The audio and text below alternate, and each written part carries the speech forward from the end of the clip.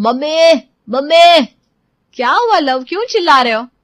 Mummy Ayush के घर जाना है, आज उसकी सोसाइटी में बच्चों की स्विमिंग एक्टिविटी है, सब दोस्त जा रहे हैं। और मम्मी उनकी यहाँ बैडमिंटन कोर्ट भी है, प्लेग्राउंड भी है, सब कुछ है। अच्छा, और तुम्हारे स्कूल का होमवर्क? सब कर लिया मैंने, बस जाना है प्लीज मम्मी। मम्मी आप हर बार मना कर देती हो, हमें जाना है, बोर हो गया घर में बैठे बैठे।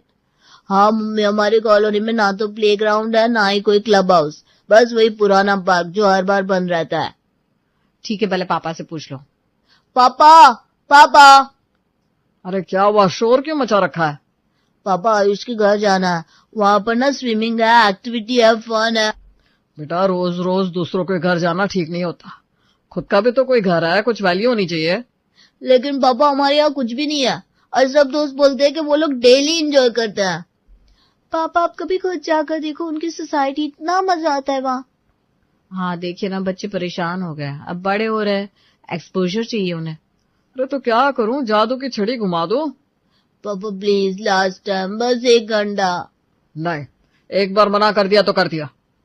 अब कभी हमारे सुनते ही नहीं है। हाँ कभी नहीं सुनते। देखिए बच्चे आजकल ना डिप्रेशन में चले जाते हैं, सबको अपनी स्पेस चाहिए, फैसिलिटीज चाहिए।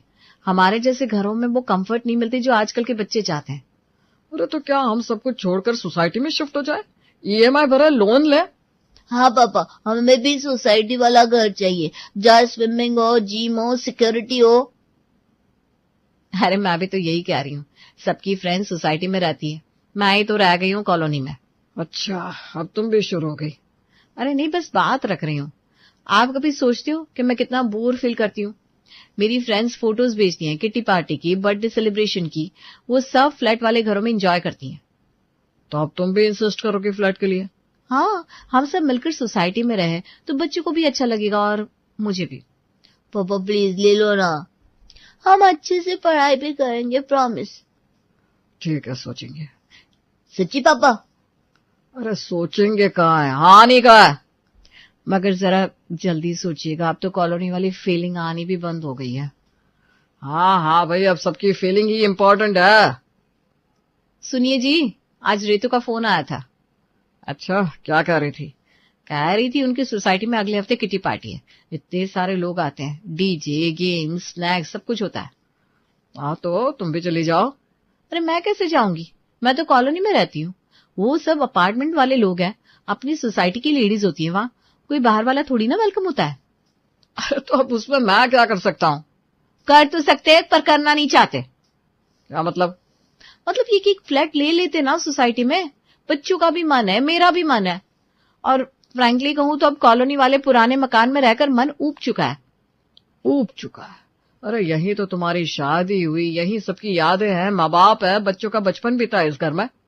पता है, पर दुनिया आगे बढ़ रही है, हम भी तो थोड़ा अपग्रेड कर सकते हैं। कब तक वरांडा में बैठकर गॉसिप करेंगे? आजकल की बालकनी से व्यू आता है, लिफ्ट होती है, इंडोर जिम होता है, सिक्योरिटी होती है। तुम्हें सोसाइटी में रहने का शौक कब से हो गया? जब से देखा कि हर कोई आराम से रह रहा है। रितु, मेघा, नीलिमा, सबकी सेल्फीज आती है ग्रुप में, सब किटीज में एक से एक डिजाइनर ड्रेस पहन के, और मैं? तुम तो हमेशा सबसे अलग होती थी, तुम्हें तो इन चीजों की परवाह ही नहीं थी। अब परवाह होने लगी है। दिन भर खाना, घर, बच्चों का टिफिन, सफाई, मेरी लाइफ में एक्साइटमेंट कहाँ है? तो एक्साइटमेंट सोसाइटी में मिल जाएगा। हाँ क्यों नहीं, सब कुछ वहां ऑर्गेनाइज्ड होता है। सुबह योगा, शाम को टेरेस पार्टी, और बच्चों के लिए swimming pool, badminton, indoor games. सोचिए कितना कुछ मिलेगा सबको। और पैसा कहाँ से आएगा? कुछ बचत है, कुछ लोन ले सकते हैं। वैसे भी ये घर तो पुराना है, बेच दो या फिर रेंट पर चढ़ा दो। और माँ बाप क्या कहेंगे? अरे उन्हें भी आराम चाहिए। अब तो पापा जी भी नी पेन की शिकायत करने लगे हैं। लिफ्ट वाली सोसाइटी में रहेंगे तो आराम रहेगा। और अगर वो वहां एडजस्ट नहीं हो पाए तो? कोशिश तो करनी चाहिए ना। आप ही तो रोज कंप्लेन करते हैं कि सड़कें खराब है, पानी की सप्लाई टाइम पर नहीं आती। देखिए सिर्फ बच्चों के लिए नहीं, ये जरूरत अब सबकी है, आपके लिए भी। ठीक है, सोचते हैं भाई। नहीं, अब सोचना नहीं है, अब करना है। अरे हाँ भाई ठीक है, देखता हूँ। देखो देखो भाई साहब, ये मेरी सोसाइटी का एरियल व्यू, एकदम रॉयल लाइफ है वहाँ। अच्छा, वैसे तो बहुत बढ़िया लग रहा है। कहाँ ये? सर NH24 के पास, बस मेट्रो से 10 मिनट की दूरी। और ये देखिए, ये swimming pool, club house, balcony view, ऐसा फ्लैट दिखाऊंगा कि दिल खुश हो जाएगा। आप डीलर हैं क्या? जी सर, 20 इयर्स का एक्सपीरियंस है इस लाइन में। नाम है मोहित अग्रवाल, लेकिन मुझे लोग ड्रीम मेकर कहते हैं। मैं सिर्फ घर नहीं बेचता, लोगों के सपने पूरा करता हूँ। तो फिर सपने बेचने का रेट क्या है? सर मजाक कर रहे हैं आप, लेकिन सच में रेट बहुत कॉम्पिटिटिव है और अभी तो लॉन्च प्राइस चल रहा है। अगर आपने अब मिस कर दिया तो 2 महीने में रिग्रेट करेंगे सच्ची। लॉन्च प्राइस मतलब अभी बिल्डर पहली बार बेच रहा है तो रेट कम है। जैसे ही फ्लैट्स बनने लगेंगे रेट्स 25% तक ऊपर चले जाएंगे और तब तो ईएमआई भी बढ़ जाएगी। कितना एरिया है? 3 BHK मिलेगा आपको 1350 स्क्वायर फीट में, और साथ में एक covered parking, power backup, security, garden facing balcony, society में जिम, बैडमिंटन कोर्ट, लाइब्रेरी तक है। साउंड्स इंटरेस्टिंग, लेकिन बजट टाइट है। सर आपके लिए तो मेरे पास स्पेशल डील है। आप साइट विजिट करिए, मैं खुद गाड़ी भेजूंगा, कॉफी पिलाऊंगा, फ्लैट दिखाऊंगा, और अगर पसंद आए तो डिस्काउंट भी दिलाऊंगा। देखिए सर, फ्लैट ना रोज खरीदा नहीं जाता। ये डिसीजन इमोशनल भी होता है और लॉजिकल भी। और फ्रैंकली कहूं तो आपकी पर्सनालिटी ऐसी है कि आपको ऑर्डिनरी जगह पर रहना भी नहीं चाहिए। अच्छा, अब आप मेरी पर्सनालिटी भी एनालाइज कर रहे हैं। प्रोफेशन का असर है सर। मैं रोज सैकड़ों क्लाइंट से मिलता हूँ। आपकी बॉडी लैंग्वेज और ड्रेसिंग से पता चलता है कि आप एक जिम्मेदार और क्लासी इंसान हैं, और ऐसे लोग डिजर्व करते हैं प्रीमियम लाइफ। चलिए नंबर दीजिए अपना। ये लीजिए सर मेरा विजिटिंग कार्ड, और ये व्हाट्सएप पर ब्रोशर भेज दिया है, देख लीजिए। फैमिली के साथ आइए, एक बार साइट विजिट जरूर कीजिए। मैं गारंटी देता हूँ, देखकर मना नहीं कर पाएंगे आप। अच्छा ठीक है, देखता हूँ। और हाँ सर, 3 दिन बाद प्राइस रिविजन है। अगर जल्दी डिसीजन ले तो 1 लाख तक का बेनिफिट दिला सकता हूँ। हाँ, आप डीलर्स लोग ना बहुत चालाक होते हैं। चालाक नहीं सर, विजनरी होते हैं। आप बस एक बार फैमिली के साथ आ जाइए, बाकी का काम हम पर छोड़ दीजिए। ठीक है, वीकेंड में प्लान करता हूँ। Thank you so much sir.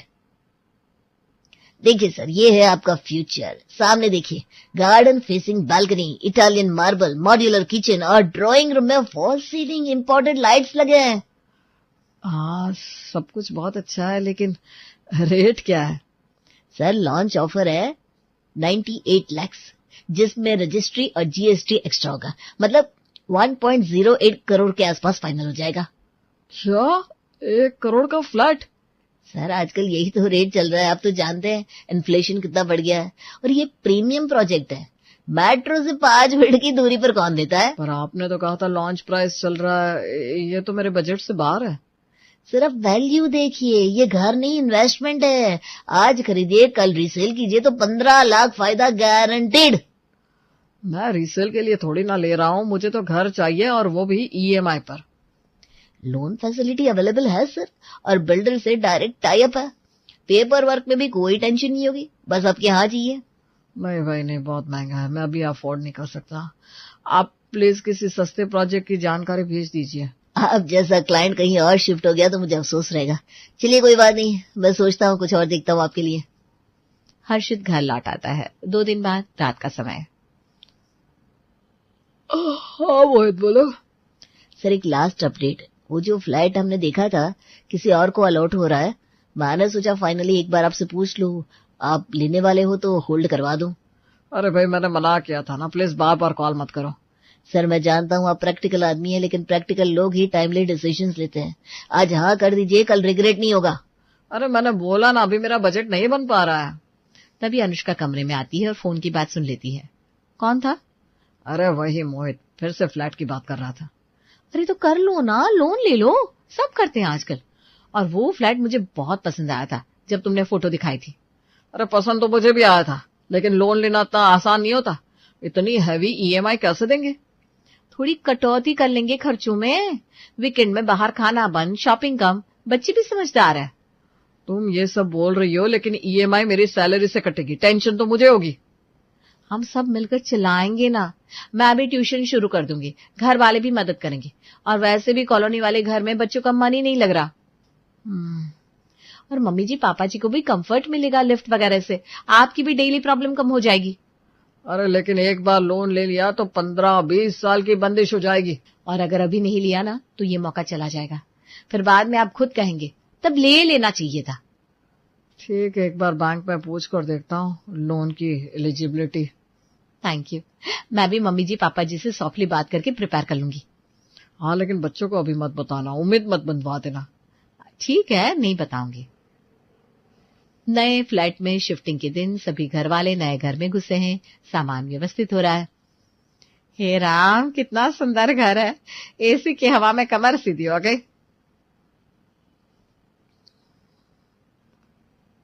और ये लिफ्ट वाला सिस्टम तो कमाल है, अब सीढ़ियां चढ़ने की जरूरत ही नहीं है। हाँ पापा जी, अब आपकी घुटनों की दिक्कत भी नहीं रहेगी। आप आराम से ग्राउंड से टॉप तक घूम सकते हैं। मम्मी मम्मी मेरा रूम देखो, पूरी वॉल पर पोस्टर लगाने की जगह है और मेरी स्टडी टेबल विंडो के पास है। वाह मम्मी, मेरे रूम से तो क्लब हाउस दिखता है और वो स्विमिंग पूल भी। आज ही स्विमिंग में उतरेंगे और बैडमिंटन भी खेलूंगा। पहले सब अनपैक कर लो, फिर सोसाइटी घूमना। अरे अनपैकिंग छोड़ो, पहले सब ड्राइंग रूम में आओ, एक फोटो तो बनती है फैमिली की। अरे फोटो बाद में खिंचवाना, मुझे तो पहले किचन देखना है। मॉड्यूलर किचन है ना? हाँ मम्मी जी, देखिए ये रहे सॉफ्ट क्लोज ड्रॉर्स, चिमनी, और ये देखिए गैस पाइपलाइन भी दी है बिल्डर ने। तुम्हें तो बस किचन ही दिखता है। और तुम्हें क्या, बालकनी में बैठकर अखबार पढ़ने का ही मकसद है ना? हंसी मजाक छोड़िए, आज खुशी का दिन है। हमने फाइनली अपना नया घर ले ही लिया। हाँ, लोन पास हो गया, पेपर वर्क पूरा हो गया और पुराना घर भी अच्छे रेट में बिक गया। पापा, वो घर बेचने का मन नहीं था ना? मन तो नहीं था बेटा, पर जिंदगी में कभी कभी कुछ बड़ा पाने के लिए कुछ छोड़ना पड़ता है। वैसे भी अब हमारे पास मेमोरीज है, और वो तो किसी जगह से नहीं, लोगों से जुड़ी होती है। लेकिन इस घर में भी तो नई यादें बनेंगी और सुविधा भी बहुत है। हाँ, देख रहा हूँ, नीचे सब्जी वाले से लेकर मेडिकल स्टोर तक सब कुछ है। और पापा, आयुष की सोसाइटी से भी बड़ी है हमारी। हाँ, यहाँ तो प्ले एरिया में ट्रैम्पोलिन भी है, आयुष की यहाँ नहीं था। चलो, अब सब खुश हो तो मेरी मेहनत सफल हो गई। हम सब जानते हैं आपने कितना टेंशन लिया इस लोन के लिए, और पुराना घर बेचते वक्त भी मन भारी रहा होगा। हाँ, पर तुम सबकी खुशी देख के लगता है कि सही फैसला किया। पापा, आप वर्ल्ड के बेस्ट पापा हो एंड बेस्ट डिसीजन मेकर। और सबसे अच्छा बेटा। अब बस इस घर में ढेर सारी खुशियां भरनी है। और EMI भरनी है। EMI तो भर देंगे, लेकिन इस बार दिल से भरेंगे। मम्मी, अब हर संडे पूल टाइम होगा। हाँ, लेकिन होमवर्क पहले पूरा होना चाहिए। और मम्मी, किटी पार्टी कब ज्वाइन करोगी? बहुत जल्दी। इस सोसाइटी में भी रितु की कजिन रहती है, उसे इनवाइट किया है मुझे। और तुमने मना कर दिया? बिल्कुल नहीं, अब तो लाइफ नई शुरू हो रही है। नया फ्लैट, शाम का समय, सभी अपने अपने कमरों में हैं और घर में हल्का सा सन्नाटा है। लाओ शिखा, नीचे जाओ, खेलाओ दोस्तों के साथ। अभी तो आया है नीचे से, स्विमिंग करके हालत खराब हो गई है। हाँ पापा, 2 घंटे ट्रैम्पोलिन और स्विंग पे भी खेले, अब थक गए। अरे पर इतने सारे फैसिलिटीज है सोसाइटी में, खाली बैठे रहने से तो अच्छा है कुछ एक्टिविटी कर लो। लेकिन पापा, रोज रोज वही स्विमिंग, वही बैडमिंटन, अब तो बोर हो गया। प्लेग्राउंड में भी अब वही बच्चे, वही गेम, मजा नहीं आता उतना। अरे अभी तो 1 महीना नहीं हुआ शिफ्ट हुए, तुम लोगों को बोर होना भी शुरू हो गया? मम्मी रोज वही करता है, फिर एक्साइटमेंट चला जाता है। पहले नया नया था तो सब कुछ अच्छा लगता था, अब ऐसा लग रहा है जैसे मजबूरी में करना पड़ रहा है। तो फिर अब क्या करना है, अंदर बैठकर मोबाइल घूरना है? नहीं पापा, बस कभी कभी अकेले रहना अच्छा लगता है। और वो पुराना घर याद आता है, वहाँ के दोस्त, पास वाले अंकल आंटी, वो गुल्लक वाली दुकान। ओहो, अब पुराने घर की यादें निकल रही हैं। जब वहां थे तब सोसाइटी के पीछे पड़े थे, अब सोसाइटी में हो तो पुराना घर याद आ रहा है। लेकिन वहाँ वैरायटी थी पापा, यहाँ सब कुछ एकदम शाइनी और परफेक्ट है, पर सोल मिसिंग है। हाँ पापा, वहाँ गलियों में घूमना अच्छा लगता था, यहाँ तो गार्ड टोक देता है। देखिए ना, 1 महीना भी नहीं बीता और बच्चे उगने लगे हैं। इसका क्या मतलब है, अब ये सोसाइटी भी बुरी लगने लगी? सोसाइटी बुरी नहीं है पापा, बस लगता है हमने एक्साइटमेंट में जल्दी डिसीजन ले लिया। तुम लोग तो ऐसे बोल रहे हो जैसे मैंने कोई गलती कर दी हो। नहीं पापा, आप गलत नहीं थे, आपने तो हमारी खुशी के लिए किया ये सब। लेकिन कभी कभी लगता है जो कंफर्ट पुराने घर में था वो यहाँ है ही नहीं। यहाँ सब बंद बंद सा लगता है। मुझे तो लगता था तुम लोग यहाँ एंजॉय करोगे, और शुरू में तो बहुत एक्साइटमेंट भी थी। एक्साइटमेंट थी मम्मा, पर अब लगता है ये सब दिखावे के लिए है। तो अब क्या चाहते हो? कुछ नहीं, बस थोड़ा फ्री रहने दो। हर वक्त स्विमिंग पूल, क्लब हाउस के पीछे मत भागो। और मम्मी आप भी ना जरा आराम कर लिया करो। किटी किटी करते करते आप भी थक जाती हो। क्या मतलब? अब तो मुझसे भी बोर हो गया। नहीं मम्मा, आप कभी बोर नहीं हो सकती, बस थोड़ा नॉर्मल फील करना चाहते हैं हम। अच्छा चलो, आज कोई बाहर नहीं जाएगा, सब डाइनिंग टेबल पर आज कामली बैठेंगे और बात करेंगे, बिना स्विमिंग, बैडमिंटन और EMI के। जय, तुमने गौर किया है पूरी सोसाइटी में कितनी शांति है, जैसे कोई रहता ही नहीं यहाँ। ना आवाज, ना बच्चों की चिल्लम-पो, ना पड़ोसी से बात। हाँ मम्मी, यहाँ तो खेलने वाला भी नहीं है कोई। वहाँ हमारी गली के दोस्त थे, रोज क्रिकेट खेलते थे और मैं चिलकन आंटी के साथ खेलने जाती थी। यहाँ तो कोई आंटी भी नहीं दिखती। सच कहूं तो मुझे भी अब वो पुराना घर याद आता है। वहां कम से कम लोग तो थे। यहाँ तो जैसे सब अपने फ्लैट में छिपे रहते हैं। तो अब क्या करें, अब तो ले लिया ये घर।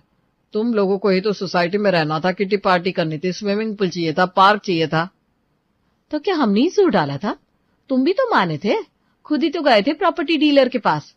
हाँ गया था, पर मना भी कर दिया था।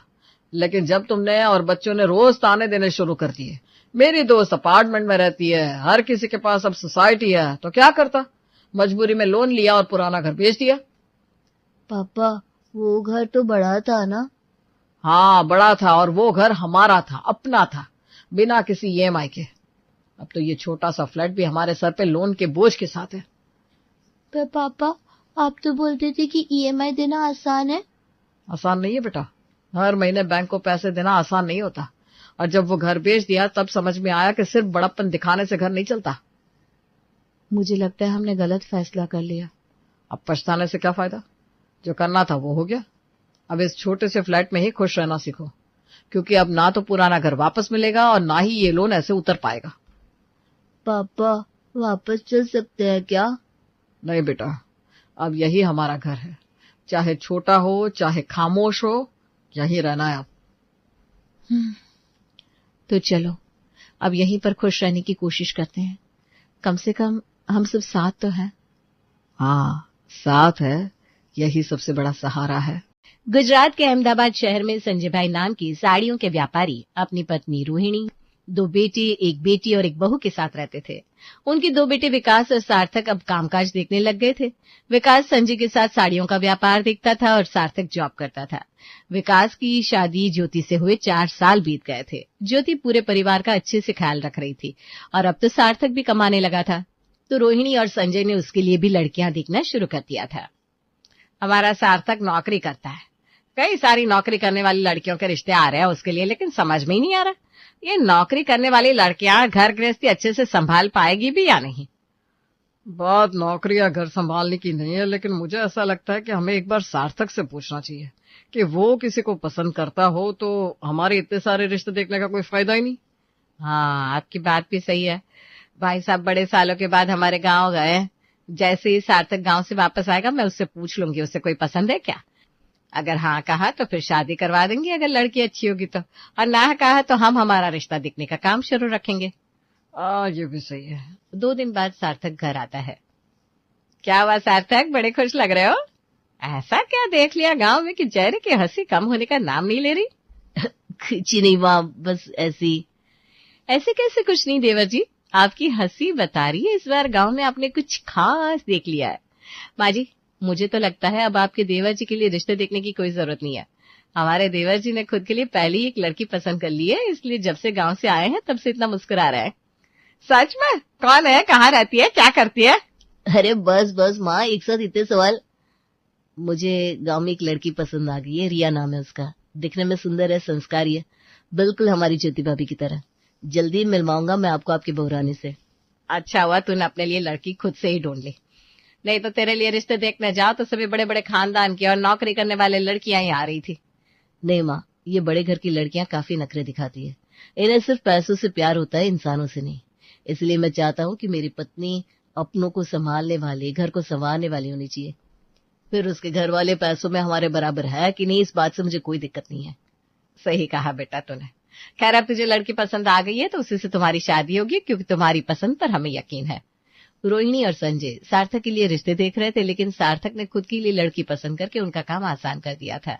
अगले कुछ दिनों में सार्थक के घर वाले और रिया के घर वाले एक दूसरे से मिलते हैं और उनका रिश्ता तय हो जाता है। रिया दिखने में इतनी सुंदर थी कि सबको एक नजर में ही पसंद आ जाती है। सार्थक को शादी की इतनी जल्दी हुई थी कि अगले कुछ ही महीनों में सार्थक और रिया की शादी हो जाती है। शादी के कुछ दिनों बाद सार्थक अपने कमरे में बैठकर पैसे गिन रहा था, तब 1000 गैस सिलेंडर, 2500 लाइट बिल, 5000 शीतल के क्लासेस के। सार्थक क्या कर रहे हो ये? अरे कुछ नहीं, वो बस कल ही सैलरी आई है ना, पिछले 2 महीने की सैलरी शादी के लिए तुम्हारे और मेरे कपड़े, गहने, ये सब कुछ खरीदने में ही चली गई। फिर भी शादी का बाकी जो बड़ा खर्चा था वो मम्मी पापा ने नहीं किया है। पता नहीं, मेरे पैसों का हिसाब नहीं लग रहा है। खैर जो हुआ सो हुआ। अब मैं सोच रहा था कि इस महीने की सैलरी में से थोड़े पैसे घर खर्च के लिए दे दूं। अच्छा, मैंने सोचा था इस बार आपकी सैलरी आ जाएगी तो कोई बात नहीं, आप आपके सारे पैसे घर खर्च पर उड़ा दीजिए। जैसे इस घर में सिर्फ आप ही कमाते हो, मेरा क्या है? आपके पैसों पर मेरा अधिकार थोड़ी ना है। मुझे क्या चाहिए, मुझे क्या खरीदना है, इससे आपको क्या? नई नई शादी हुई है हमारी, लेकिन ना आप मुझे कहीं घुमाने ले गए, ना मेरे लिए कोई तोहफे लेकर आए। शादी के पहले क्या क्या सपने दिखाए थे आपने मुझे, शादी के बाद हम यहाँ जाएंगे वहां जाएंगे, लेकिन सभी बस कहने सुनने की बातें थी। ऐसी बात नहीं है रिया, मैं पूरी सैलरी थोड़ी ना घर खर्च के लिए दे रहा हूँ। कुछ पैसे घर खर्च के लिए दे दूंगा, कुछ पैसे तुम्हें दूंगा। कुछ पैसे से क्या होगा? और आपको मुझे पैसे देने की कोई जरूरत नहीं है। वैसे भी मैं मेरे लिए नहीं मांग रही हूँ। आपने हमारे रूम का हुलिया देखा है? ज्योति दीदी की रूम कितनी सुंदर है, मुझे जलन होती है उनकी रूम देखकर।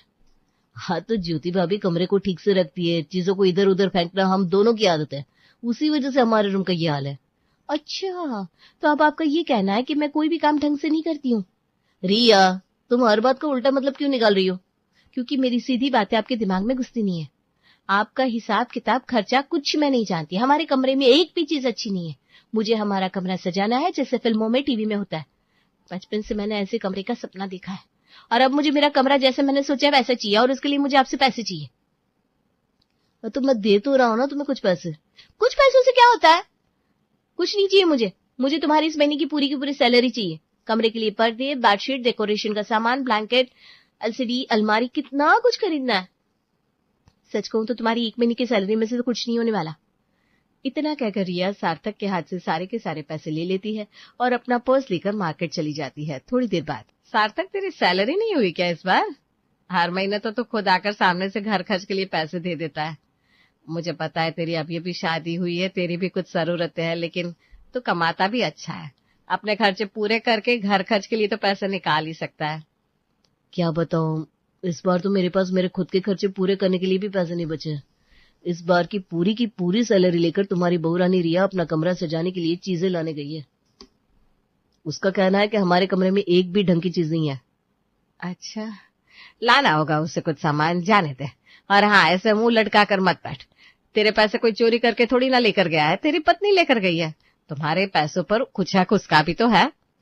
वैसी बात नहीं है माँ, वो पिछले 2-3 महीनों से आपके काफी पैसे खर्च हुए और मैं आपको घर खर्च के लिए 1 रुपया भी नहीं दे पाया। इस बात का मुझे बुरा लग रहा है। और उसे हमारे कमरे के लिए कुछ खरीदना था तो एक एक चीज खरीदनी चाहिए ना, ऐसे एक साथ पूरी सैलरी कौन खर्च करता है। अरे कोई बात नहीं, अगले महीने दे देना। रिया सार्थक के सारे पैसे लेकर मार्केट चली गई थी। सार्थक के पास उसने 1 रुपया नहीं छोड़ा था। घर खर्च के लिए इस बार सार्थक 1 रुपया भी नहीं दे पाया। इस बात से सार्थक काफी परेशान था। रोहिणी उसे समझाती है। शाम के वक्त रिया काफी सारा सामान लेकर घर लौटती है। भैया, गाड़ी में जो जो सामान है यहाँ पर रख दीजिए, और ये लीजिए आपके पैसे। Thank you. रिया, तुम तो काफी कुछ लेकर आई हो हमारे घर के लिए। ये पर्दे कितने सुंदर है, और ये फ्लावर पॉट। लेकिन तुम ये सोफा क्यों लाई हो? हमारे घर में तो पहले से ही सोफा है, अभी पिछली दिवाली में ही लिया था। दीदी, ये घर के लिए नहीं है, ये सारा सामान मेरे कमरे के लिए है। वैसे तो मुझे कुछ चीजें और खरीदनी थी, लेकिन पैसे कम पड़ गए। कोई नहीं, अगले महीने खरीद लूंगी। क्या? इतना सब कुछ खरीदने के बाद भी तुम्हें ये कम लग रहा है? क्यों? आपको मेरी चीजें देखकर जलन हो रही है क्या? अरे वैसी बात नहीं है, मैंने तो बस ऐसे ही कहा। काफी ज्यादा पैसे खर्च हुए होंगे ना, इसलिए। ये सब कुछ मैंने अपने पति के पैसों से खरीदा है। मुझे किसी को हिसाब किताब देने की जरूरत नहीं है। ज्योति ने बस ऐसे ही रिया को 2-4 सवाल पूछ लिए थे, लेकिन रिया उसकी बातों का बुरा मान जाती है और मुंह मोड़ के वहां से चली जाती है। सार्थक के पूरे 1 महीने की सैलरी कमरे के लिए सामान खरीदने में उड़ाने के बाद भी रिया के मन को ठंडक नहीं मिली थी। 8 दिन बाद, सार्थक, तुम्हारे पास सेविंग में कुछ पैसे है क्या? क्यों? अभी 8 दिन पहले तो तुमने मुझसे 80,000 रुपए लिए थे। अरे मैंने तुमसे कितने पैसे लिए ये गिनवाने की कोई जरूरत नहीं है। मैं बस तुमसे पूछ रही हूँ तुम्हारे पास सेविंग के कुछ पैसे हैं कि नहीं। इस शहर में आकर मेरी कुछ 2-4 सहेलियां बन गई हैं। अब वो मुझे किटी पार्टी के लिए बुला रही हैं। अब मैं उन्हें क्या बताऊं? मेरे पति के पास मुझे पार्टी में जाने देने के लिए पैसे नहीं है। नहीं है मेरे पास पैसे, और सेविंग है, लेकिन तुम्हें पता है ना मैं सेविंग के पैसे खर्च नहीं करता। ठीक है, तुम बचा कर रखो अपनी सेविंग, पर अगर मुझे पैसे नहीं मिले तो मैं अपने मायके चली जाऊंगी, क्योंकि जो पति मुझे अपनी सहेलियों के साथ कुछ वक्त बिताने के लिए, मौज मस्ती करने के लिए पैसे नहीं दे सकता, उसके साथ रहने का क्या फायदा। गुस्से में रिया अलमारी के ऊपर रखा हुआ बैग निकालती है और अलमारी में उसके जो जो कपड़े थे वो बैग के अंदर ठूसती है। रिया, कुछ पैसों के लिए ये नाटक तमाशा करने की कोई जरूरत नहीं है। बोलो कितने चाहिए पैसे तुम्हें? 2-4 आंसू बहा के मायके जाने की धमकी देकर रिया सार्थक से अपनी हर एक बात मनवाने लगी थी। कुछ महीनों तक सार्थक उसकी हर एक मनमानी सह रहा था। अपनी पूरी की पूरी सैलरी उसे देने के बावजूद भी रिया पैसों के लिए उसके साथ झगड़ा करती रहती। कभी फ्रेंड्स के साथ बाहर जाना है, कभी शॉपिंग करनी है, कभी कमरे के लिए नया बेड खरीदना है, कभी अलमारी खरीदनी है। अब शादी होकर 9 महीने बीत गए थे, लेकिन रिया हर महीने कुछ न कुछ खरीदने के लिए सार्थक से पैसे लेती ही जा रही थी। ऐसे ही एक दिन, सार्थक, अब तुम्हारी शादी होकर 9 महीने हो गए हैं। पिछले 9 महीने में तुमने एक बार भी घर खर्च के लिए पैसे नहीं दिए। हमारा पूरा घर सिर्फ और सिर्फ विकास की कमाई पर चल रहा है।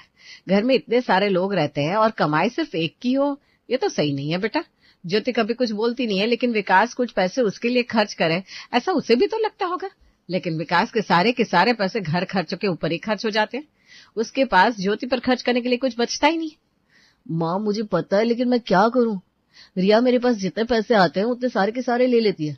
कभी खुद के लिए, कभी हमारे कमरे के लिए, कुछ न कुछ खरीदने के लिए। मैं कभी उससे मना करूं तो मायके जाने की धमकी देती है, नहीं तो रोना धोना शुरू कर देती है। माँ, रिया मेरे पास मेरे खुद के खर्च करने के लिए भी पैसे नहीं छोड़ती। पहले तो मुझे लगा था ये बस कुछ दिनों का है, अपने मायके में उसके कुछ सपने अधूरे रह गए हैं, यहाँ आकर वो सारे सपने पूरे करना चाहती है, इसलिए मैंने उससे कुछ कहा नहीं। लेकिन अब पानी मेरे सर के ऊपर से गुजर रहा है। मुझे कुछ समझ में नहीं आ रहा माँ, मैं उसे समझाऊं तो कैसे समझाऊं? मैंने उसे प्यार से समझा कर देखा, गुस्सा होकर समझाया, लेकिन वो मेरी कोई बात समझना ही नहीं चाहती। ठीक है बेटा, मैं उसे अपने तरीके से समझा कर देखती हूँ। पिछले 9 महीने से सार्थक और उसके घर वाले रिया की मनमानी सह रहे थे। वो इतने पैसे खर्च कर रही थी, लेकिन कभी घर वालों ने उससे कुछ नहीं कहा, क्योंकि उन्हें लगता था वो कुछ दिनों में सुधर जाएगी। लेकिन अब बात हद से आगे बढ़ गई थी। ऐसे ही एक दिन सुबह, छोटी बहू, इधर आओ जरा बेटा। सुबह सुबह इतना सज सवर कर कहाँ जा रही हो? कुछ नहीं माँ जी, वो बस पास में ना साड़ियों का सेल लगा है। कल ही इनकी सैलरी आई है तो सोचा मेरे लिए कुछ साड़ियां खरीद लूं। मुझे मेरी माँ को भी देनी है साड़ियां, और हाँ, अब तीज त्योहार आ रहा है तो कुछ गहने भी खरीदने हैं। साड़ियां खरीदने के बाद मैं सुनार की दुकान पर भी जाऊंगी। तुम्हारा दिमाग तो ठीक है, हमारी खुद की साड़ियों की दुकान होने के बावजूद तुम्हें कहीं और से साड़ियां खरीदनी है। माँ जी, हमारे यहाँ वो टिपिकल इंडियन साड़ियां मिलती है। मुझे तो डिजाइन और नेट वाली साड़ियां चाहिए, जैसे वो टीवी में फिल्मों में दिखाते हैं ना वैसे। ओ फिल्मों की महारानी, टीवी की दुनिया से जरा बाहर आओ, मुझे तुमसे कुछ बात करनी है। पिछले 9 महीने से सार्थक ने घर खर्च में 1 रुपया नहीं दिया है। कैसे दूं माँ? मेरे सारे पैसे रिया उड़ा देती है, कभी टीवी, कभी अलमारी, कभी साड़ी, कभी गहने। हाँ, तो मैं तुम्हारी पत्नी हूँ, तुम्हारे पैसों पर सबसे पहला हक मेरा है। तुम्हारे पैसों से तुम मेरे शौक पूरे नहीं करोगे तो किसके करोगे फिर? बात पैसे उड़ाने की या शौक पूरे करने की नहीं है, लेकिन पिछले 9 महीनों से सार्थक की पूरी सैलरी ऐसे ही कुछ ना कुछ खरीदने के लिए उड़ा रही हो। और तुम दोनों इस घर में जो खाना खा रहे हो ना, वो भी विकास के पैसों का है। तुम्हारी ये मनमानी यहाँ नहीं चलेगी इस घर में। एक तो घर खर्च के लिए पैसे दो नहीं, मुझे इस घर का बंटवारा करना पड़ेगा। बंटवारा हो जाएगा तो ही सबके लिए आसान होगा। हम हमारा देखेंगे, तुम अपना देखो। क्या कह रही हो माँ, बंटवारा? हाँ हाँ, करवा दो बंटवारा, वही सही रहेगा। हम हमारा देखेंगे, न ज्यादा काम करना पड़ेगा, ना ही किसी को सफाई देनी पड़ेगी। मेरे पति को तो मैं उंगलियों पर नचा सकती हूँ, फिर मैं, मेरा कमरा और मेरे पैसे। वाओ। 2 दिनों बाद रोहिणी घर पर वकील को बुलाती है और शुरू हो जाता है घर का बंटवारा। 2 मालों का घर था। घर में एक हॉल, एक किचन और 4 कमरे थे। विकास और सार्थक दोनों ने घर के लिए जो खर्चे के लिए पैसे दिए थे, पहले उसका हिसाब होता है। सार्थक ने दिए हुए खर्चे से विकास ने दिया हुआ खर्च 75% ज्यादा था। वकील एक एक कमरे का हिसाब निकालता है।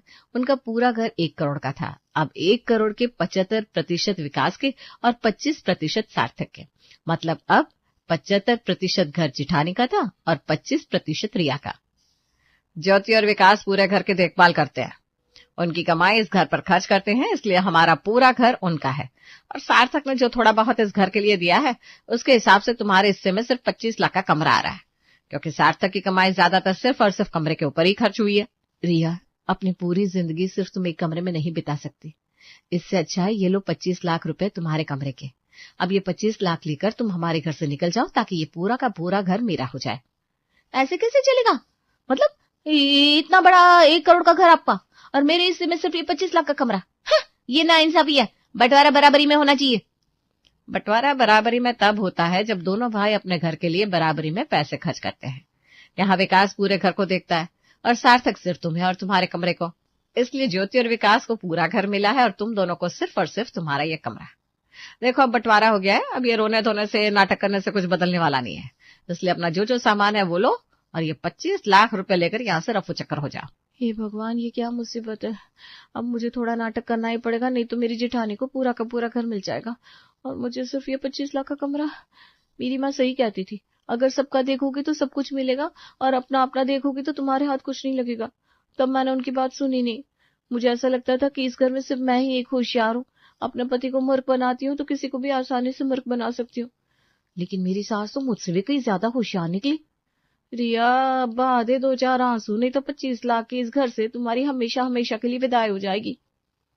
क्या सोच रही हो? उठाओ अपना सामान। दीदी, माँ जी, मुझे माफ कर दो, मुझसे गलती हो गई।